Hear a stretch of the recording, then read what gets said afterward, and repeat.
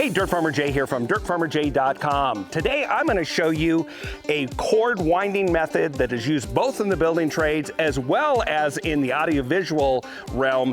It is a great method. Stick around and I'll show you how to do it. Hey, Dirt Farmer Jay here from dirtfarmerjay.com. This is one in a series of different methods that pros use to wind up their cords. I'm going to show you in this episode what is commonly called the over and under method. But before we get to that, a couple things I want to point out to you. Number one, always buy the best cords you possibly can. It pays to invest more to pay for good cordage that is soft and flexible and will also remain flexible in lower temperatures and resist abrasion.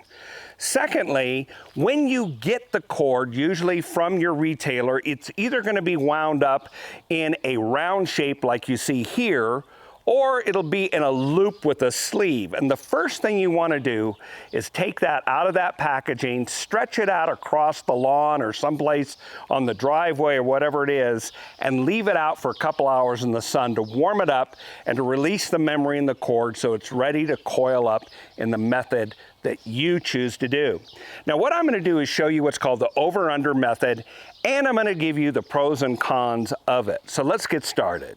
We're going to be demonstrating this method, the over and under method, using this really nice cord from Watts Wire. A couple of reasons I like this cord. Number one, it's very soft, flexible.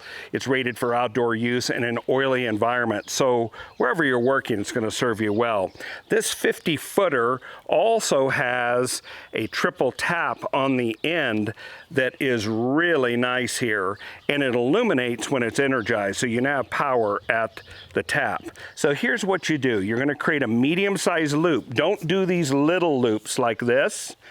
Do a medium-sized loop, and this is over. And then the next loop, we're going to go under like that. Now the next one, we're going to do over. The next one we're going to do under, and it's rolling in my hand as it goes. I can feel the cord already starting to develop memory. All right, so I'm going to speed it up a little bit here because in case you think, well, this takes forever. All I'm going to do here is over, and if you want to remember, overworked, underpaid. Overworked, underpaid. Overworked, underpaid. And so forth, right up the end. And what this is doing, it's canceling the roll. Each time there's a right-hand roll, there's a left-hand roll also. And now you have cordage right here that you can simply plug the end together to store the two ends. And you can either leave it like that right there, or if you like, you can use a cord keeper of some kind to bundle it, to hang it. And when you go to play it out, it will not tangle. Incidentally, that not only works really well with power cordage, it also works with audiovisual cables, guitar cables if you're a musician. Great way to do your cables that way so they don't kink while you're on the stage or you're playing out the cables.